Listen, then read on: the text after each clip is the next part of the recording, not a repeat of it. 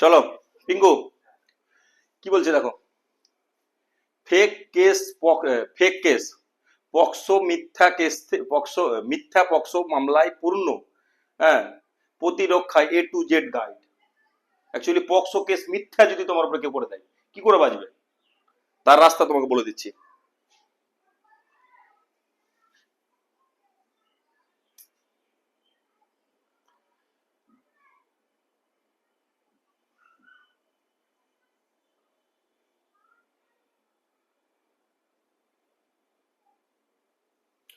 প্রথমে তোমাকে কি করা উচিত, প্রথমে তোমাকে করা উচিত, প্রথমে কি তুলবা, এফআইআর এর একটা কপি তুলে নেওয়া উচিত। যে করা হয়, যেহেতু তোমার নামে তো এফআইআর যদি লঞ্চ হয়ে যায় তো তোমাকে তো পুলিশ ধরবে। তোমাকে যে করা হয় কোর্ট থেকে কিন্তু পুলিশ ধরতে পারবে না, কোর্ট থেকে। প্রথমে কোর্ট থেকে পুলিশের অ্যারেস্ট করার কোনো নিয়ম নাই। তাহলে প্রথমে কি করতে হবে, এফআইআর একটা তুলতে হবে, ঠিক আছে। এবং এফআইআর এ দেখতে হবে তোমার ভুল খুঁজতে হবে তোমাকে। কি বলেছে দেখো, ভুল খুঁজুন, তারিখ ও সময় বিবৃতিতে মানে যা আছে আর কি, ভুল ভাল কি আছে, তোমার যেটা তুমি যেটা করনি সেটা আছে কিনা লেখা।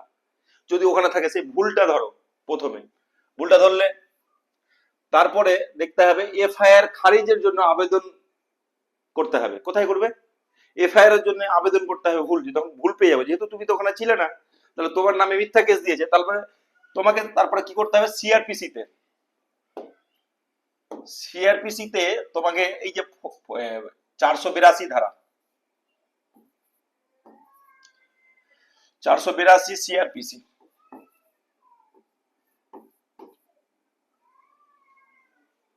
কোর্ট অফ, বুঝতে পারলাম, ক্রসিং করতে হবে তোমাকে, ক্রসিং। হাইকোর্টে যেটা ফার্জি, ঠিক আছে, খারিজের আবেদন হাইকোর্টে করা যেতে পারে যদি মিথ্যা তোমার থাকে। নির্দোষ হওয়ার জন্য তোমাকে তারপরে কি করতে হবে, শুধু ক্রসিং করলে তো হবে না, তারপর নির্দোষ প্রমাণের জন্য কি করবে, নির্দোষ প্রমাণের জন্য প্রমাণ সংগ্রহ করতে হবে। প্রথমে কি তুমি কি কি করতে পারো, সিসিটিভি ফুটেজ যদি থাকে করলা, কল রেকর্ড যদি থাকে করতে পারো, চ্যাট থাকলেও করতে পারো, সাক্ষী যদি তোমার পক্ষে থাকে সেটাও করতে পারবা, লোকেশন, জিপিএস রেকর্ড ইত্যাদি যাই হোক ওগুলোও করতে পারবে। হ্যাঁ, অগ্রিম জামিনের জন্য তোমার অগ্রিম জামিন কিসে করতে হবে, 438 সিআরপিসি, বাইরে বাড়ি এন্টিসেপ্টি বেল যেটাকে বলা হয়, এন্টিসেপ্টি বেল তুমি চাইতে পারো 438-এ। যদি গ্রেপ্তার হওয়ার আশঙ্কা থাকে তবে সেশন কোর্ট অথবা হাইকোর্টের অগ্রিম জামিনের আবেদন করুন। জামিনের বাতিল হলেও হাইকোর্ট বা সুপ্রিম কোর্টে যান। কি বুঝলাম, যদি কেস ওরকম ভাবে গুরুত্বপূর্ণ তোমাকে সাজিয়ে দেয় তোমার উপরে, তাহলে তুমি সেশন কোর্টে যাও প্রথম কথা, স্পেশাল কোর্ট, বেশিরভাগই additional special court POCSO court থাকবে ডিস্ট্রিক্টে একটা। যদি সেখানেও না পাও তারপরে হাইকোর্টে যাও, সেশন কোর্টে না পেলে হাইকোর্টে যাও, হাইকোর্টও রিজেক্ট হলে সুপ্রিম কোর্টেও তুমি যেতে পারবে, এরপর আর যাওয়া যাচ্ছে না। যদি তোমার কাছে প্রমাণ থাকে তুমি হাইকোর্ট থেকেই বেল পেয়ে যাবে, সুপ্রিম কোর্টে যাওয়ার দরকার নাই। কথাটা বুঝলে। আর যদি প্রমাণ না থাকে কিংবা প্রমাণ আছে তবুও বেল পাচ্ছ না, তখন কি করতে হবে, এই যে 482 ক্রসিং, ক্রসিং ফাইল করো, ক্রসিং ফাইল করলেই তুমি এখান থেকে মুক্তি পাবে। তারপরে কি করবে, তারপরে তোমাকে করা উচিত কি, শক্তিশালী আইনি প্রতিরক্ষা তৈরি করুন। যেমন কি 4 নম্বর, ভুক্তভোগীর বিবৃতি বিশ্লেষণ করুন এবং সিআরপিসি 164, 164টা কি এখানে দেখো, 164 সিআরপিসি 164টা কি জিনিস, এটা হলো গুপার মেয়েটা, যে মেয়েটা তোমাকে পক্সো মানে কি নাবালক মেয়ে, ওই নাবালক মেয়েটাকে 164 ধারায় জজের সামনে তোমাকে বলতে হবে। 164 ধারায় একটা সিসিটিভি ক্যামেরা থাকবে, একটা জজ থাকবে না, কোনো পুলিশের লোক থাকবে না, পুলিশ চাইলেও কিছু করতে পারবে না এখানে। 164 ধারায় যেটা গোপন জবানবন্দি বলে, 164 জায়গা বলা হয়, সেটা কোর্টকে কি বলেছে সেই মেয়েটা, সেটাকে চার্জশিট হওয়ার পরে তোমাকে দিবে, তার আগে তোমাকে দেবে না। যদি ওটাকে দেখো যে কি বলেছে, চার্জশিট হবে নিশ্চয়ই, তো চার্জশিট হওয়ার পরে তুমি এই জিনিসটা উঠাবে যে সেখানে তোমার নামে কি আছে, তোমার উপরে কি এলিগেশন আছে, তোমার উপরে কি বলেছে। সেখানে তো তুমি যেহেতু কিছুই করোই নি, তো তোমার নামে তো উল্টা পাল্টা বেশি বলতে পারবে না, সেটা হলো 1 নম্বর। 5 নম্বর, এটা হলো 4 নম্বর। 5 নম্বর কি করতে হবে তোমাকে? মেডিকেল রিপোর্ট পরীক্ষা করবে নিজের। তুমি তো রেপ করোনি, তোমার তো মিথ্যা কেস যখন, তো তোমার যখন মিথ্যা কেস হয়নি, তুমি নিজের পুলিশের কাছে যখনই যাবে তোমার মেডিকেল করাতে চাইবে, তুমি পুলিশ তোমাকে বলবে তুমি মেডিকেল করাতে চাও, এমনিতে জজ পাঠে, পুলিশ যদি না করে তো জজ সাহেব করাবে, বুঝলে? তো জজ সাহেবের কাছে তুমি মেডিকেল করাও, মেডিকেলটা তোমার একটা প্রমাণ বেরিয়ে গেল, তোমাকে আর ফাঁসাতে পারছে না। প্রথম কথা হলো মেডিকেল রিপোর্ট থাকলো তোমার। যদি শারীরিক নির্যাতনের কোনো চিহ্ন না থাকে তাহলে একটি মামলাকে দুর্বল করে। কি বুঝলাম? তোমার যদি মেডিকেলে কোনো যদি কিছু না পাওয়া যায় তো তোমার যে কোনো মামলা দুর্বল হয়ে যাচ্ছে, কথাটা বুঝলে? বিলম্ব মেডিকেল পরীক্ষা হলেও মামলার বিশ্বাসযোগ্যতা কমে, কথাটা বুঝলে? যে তুমি মেডিকেলটাকে চ্যালেঞ্জ করে যদিও কিছু থাকে তবুও সহজে মামলার কিন্তু আলাদাভাবেই দেখবে, যেহেতু তুমি নিজে কোনো মেডিকেল করাতে চেয়েছো, তো তোমাকে প্রথমে মেডিকেলটা করিয়ে নেওয়া উচিত, বুঝলা? মিথ্যা অভিযোগের উদ্দেশ্যে প্রমাণ করুন। কি করবে? পারিবারিক বিরোধ ও সম্পত্তি ও প্রতিশোধ। হ্যাঁ, মানে যে এগুলো জিনিস কি জিনিস তোমাকে বুঝিয়ে দিই, যেমন ধরো তোমার সম্পত্তি নিয়ে ঝগড়া আছে, অন্য কোনো পারিবারিক ঝামেলা আছে, টাকা পয়সার লেনদেন আছে, আরো কিছু আছে, মিথ্যা কেস 100-র মধ্যে 80টা কেস প্রায় মিথ্যার দিকেই আসে, মানে একজন দোষ করছে 5জনকে এমনি নেতে দিয়ে বসে থাকছে। তো তার জন্য তোমাকে ভাবতে হবে যে কি কারণে দেখা যাচ্ছে তোমার উপরে কোনো জমি জায়গার কেস চলছে, তোমার সাথে জমি জায়গার লড়াই চলছে, আর কিছু চলছে, সেগুলো থেকে তোমাকে কিংবা আর কিছু টাকা পয়সা লেনা দেনাতে তোমার নাম ফাঁসি দিয়ে যেত, টাকা না দিতে হয় কিংবা জমি দখল করার জন্য, তো সেই জিনিসগুলো তোমাকে প্রমাণ বের করতে হবে, সেটাও করতে দেখাতে হবে। ট্রায়াল কোর্টও দেখাতে হতে পারে, বেলের জন্য তোমাকে হাইকোর্টেও যেতে হতে পারে। তো যে অ্যাকচুয়ালি তোমার যে উকিল থাকবে তাকে কিন্তু তুমি পরিপূর্ণভাবে এটা প্রমাণগুলো তোমাকে দিতে হবে। উকিল কি আছে, তোমার রিপোর্টের উপরে লড়বে, জজ সাহেব কি তোমার কাগজের উপরে লড়বে, তুমি কাগজ তোমার নির্দোষ প্রমাণের জন্য তোমাকে নিজেকে খাটতে হবে। কথাটা বোঝা গেল? আচ্ছা, ব্যক্তিগত পেশাগত শত্রুতা, শত্রুতা যদি পুরনো থাকে, শত্রুতা থাকলে শত্রুতার কোনো কেস কাচারি যদি থাকে তার রেকর্ডও সামনে সামনে করো। হ্যাঁ, পুলিশ বা রাজনৈতিক চাপের কারণে মিথ্যা মামলা, ঠিক আছে? রাজনীতির চাপের কারণে কাউকে ফাঁসি দিল রাজনীতির নেতারা, তো সেইগুলো জিনিসও থাকে, তো সেগুলোরও প্রমাণ তুমি ব্যবস্থা করবে। বুঝা গেল? বুঝেছ? তাহলে কি কারণে কি কি কারণে বাঁচা যাবে সেটা বুঝা গেল। তাও মিথ্যা মামলা হলে কি আইনি ব্যবস্থা নেবেন? কি নিবা? কি বলছে? উচ্চ আদালতে এফআইআর খারিজের আবেদন সিআরপিসি 482 এ তোমাকে করতেই হবে, যেহেতু তোমার উপরে মিথ্যা মামলা যদি হয়ে থাকে তো করতে হবে। যদি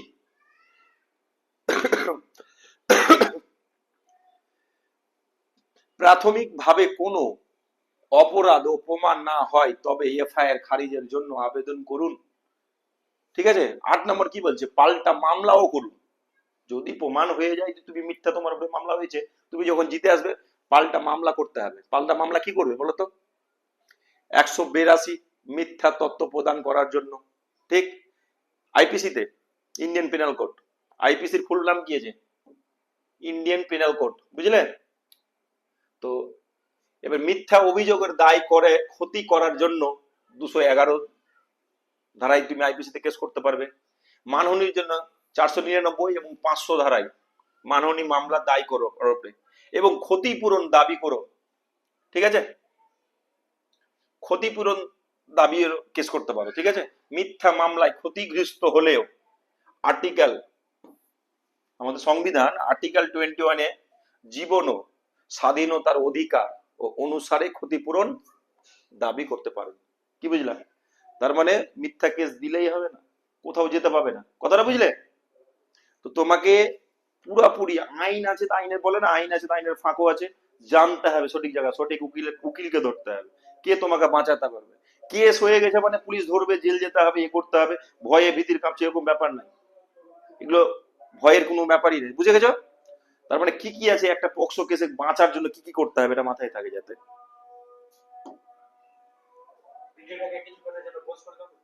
ঠিক আছে,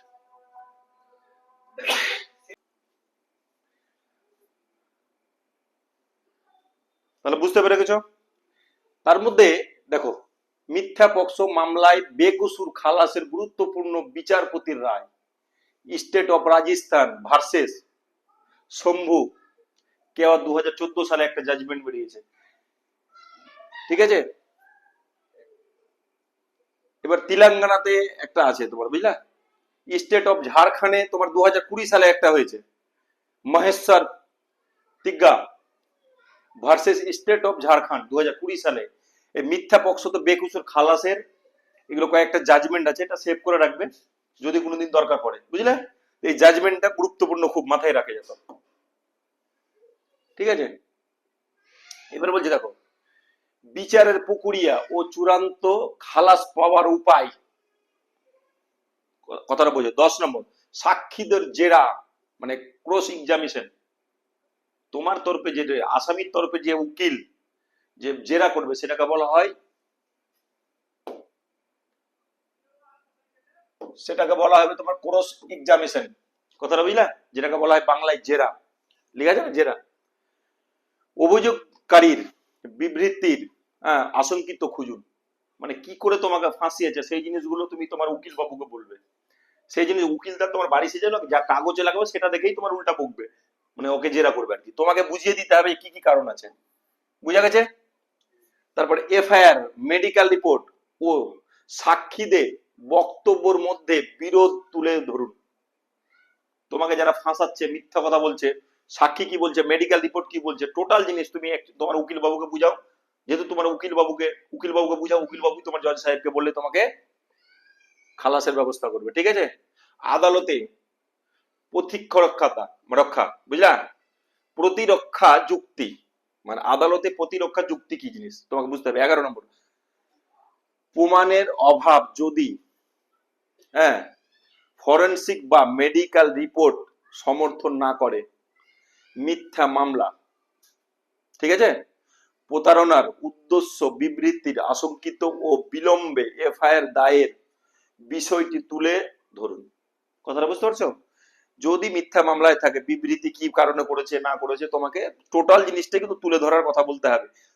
প্লাস উচ্চ আদালতে অ্যাপিল যদি ভুল ভাবে দোষী সাব্যস্ত হন, তো যদি তুমি ধরে রাখো যে ডিস্ট্রিক্ট কোর্টে, স্পেশাল কোর্টে, পক্সো কোর্টে তুমি দোষী সাব্যস্ত হয়ে গেছো ভুলভাবে, তোমার সন্দেহ হচ্ছে, ধরে রাখো সন্দেহ হচ্ছে, তখন তুমি আপার কোর্টে মানে হাইকোর্টে যে তুমি এটাকে আপিল করতে পারো, যে এটা ভুল, আমার উপরে ভুল মানে দোষী সাব্যস্ত করছে, এটা এগেইনস্টে মানে তোমাকে আমার ভুল বিচার করছে, ভুল সাক্ষী ধরে ধরেছে, যেগুলো আমি দোষ করিনি সেগুলো বলছে, তার জন্য তোমাকে হাইকোর্টে একটা উকিল ধরে তোমাকে ওটাকে বলে তোমাকে এই করতে হবে, বুঝতে পারলে।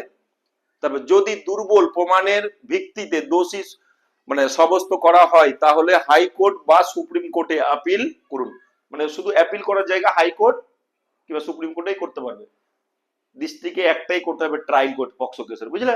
তো তোমাকে কোথায় করতে হবে, 1 নম্বর আপিল করতে গেলে একটা হাইকোর্ট কিংবা সুপ্রিম কোর্ট, তাছাড়া আর কোথাও করা যায় না, বুঝলে। এটা বুঝা গেল তোমার পক্সো কেস থেকে কিভাবে বাঁচতে হবে মিথ্যা। এবার বলছে 4 নম্বর, মিথ্যা পক্সো মামলায় রক্ষা পাওয়ার সেরা কৌশল। একজন অভিজ্ঞ ফৌজদারি আইনজীবী নিয়োগ করুন, মানে একটা আইনজীবী উকিল পাবো, একটা অভিজ্ঞতা যারা এই সম্বন্ধে জেরা করতে পারবে, ভালো কিছু করবে, সেই ধরনের তুমি আইনজীবী নিবে। কি করে বুঝবে যে কোনটা জেরা করতে পারবে, কোন উকিল পারবে না, কি করে বুঝবে? উকিল তো সবাই তো কালো কোট পড়ছে। বলবে তুমি যখনই তুমি উকিল বাবু ধরবে তখনই বলবে আমার কেসে তুমি নিজে জেরা করতে পারবে না, ফের পরে বলবে আমাকে সিনিয়র ধরতে হবে।